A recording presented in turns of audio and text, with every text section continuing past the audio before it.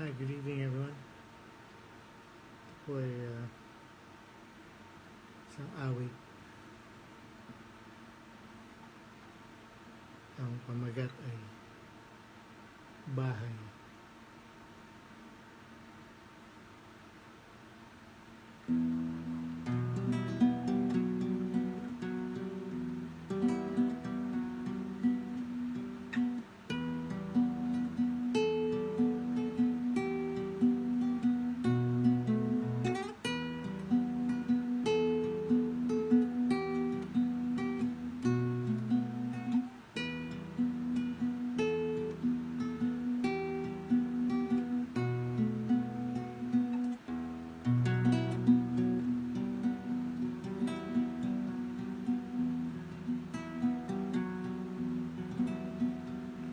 Isang araw ako'y nadalaw sa bahay tambakan.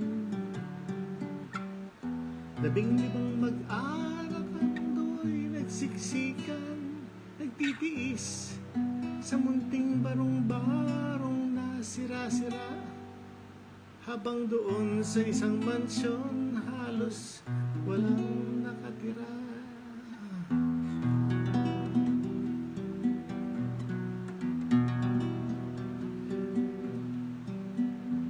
Sa init ng tablat karton, sila'y doon nakakulong sa lilim ng yerong kalawang at mga sirang gulong. Pinagtagpi-tagping basura, binatungan ng bato. Hindi ko maintindihan bakit ang tawag sa ganito ay bahay.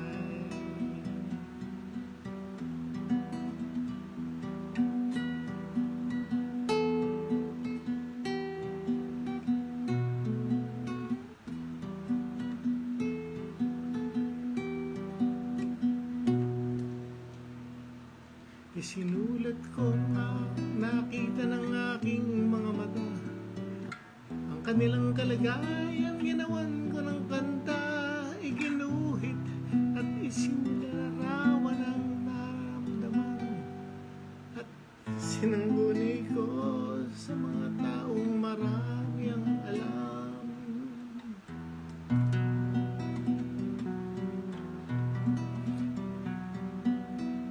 Isang bantog na senador ang unang nilapitan ko at dalubhasang propesor ng malaking kolehiyo ang pinagpala sa mundong dyaryo at ang pulpito.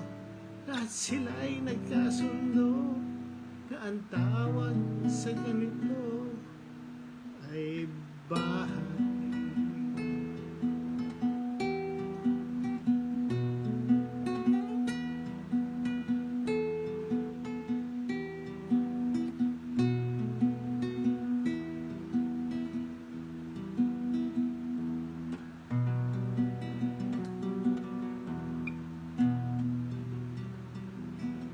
Maghapon magdamag sila'y kakayod kakahig, pagdakay tutukhang nakaupo lang sa sahig.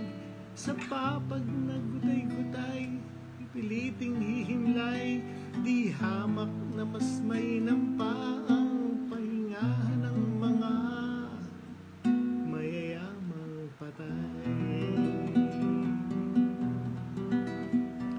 Baka naman isang araw kayo'y doon maligaw, mahipan nyo at marinig at mamoy at matanaw.